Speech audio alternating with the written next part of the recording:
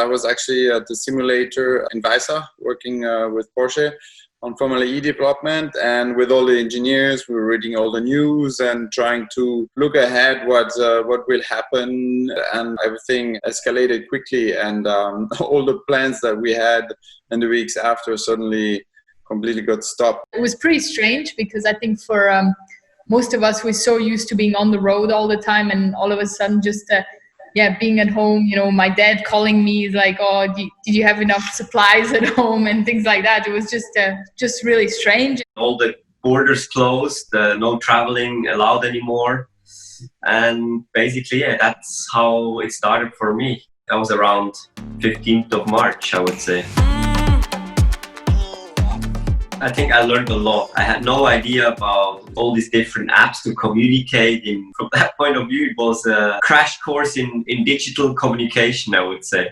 Well, the digital life has always been pretty important to me in general, but definitely during the lockdown, it was quite cool, to have systems, like with video call and things like that, to actually see your friends. I think there was quite a lot of time spent looking at the screen and chatting to each other. My girlfriend actually also got locked down here with me, and she was working from home all the time, and she's been on calls every day. She actually had it before me with a video screen of 20 people or more, and then that happened to me too for the first time.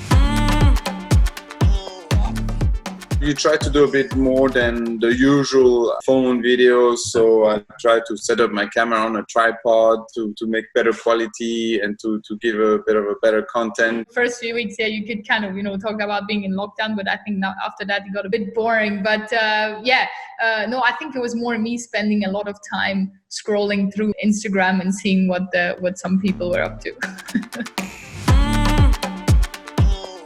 In the beginning of the lockdown, I would say there was a lot of running going on outside. I have a lot of stairs in my house. So I was using that for workout, running up and down the stairs, and a few, with elastic bands and all kinds of things. You had to be a bit creative. We got online and we joined yoga classes. I tried to use this time to have new education via digital platforms that offer you so much. My trainer would send me my training routines, and luckily, because everything is connected nowadays, my trainer could really keep track of everything that was going on, and it was also a good thing, to motivate yourself. I really enjoyed that part.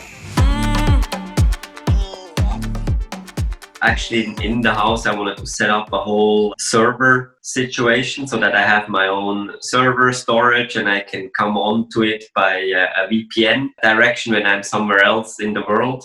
It took quite a bit of time until I had that set up.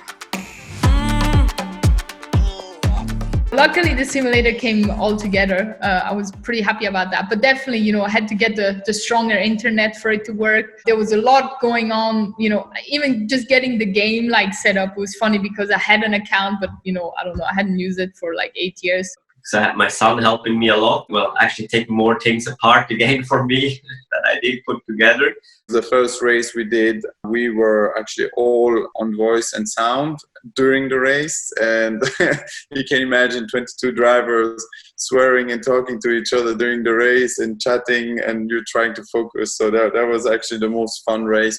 What fascinates me about sim racing is I think how the sim racers are just bloody quick on those things. I felt like I was pretty quick, and once these guys jumped in the car, they were definitely way quicker than me. So it was frustrating, but that was pretty amazing to see how fast they can go and use the simulator to be so quick.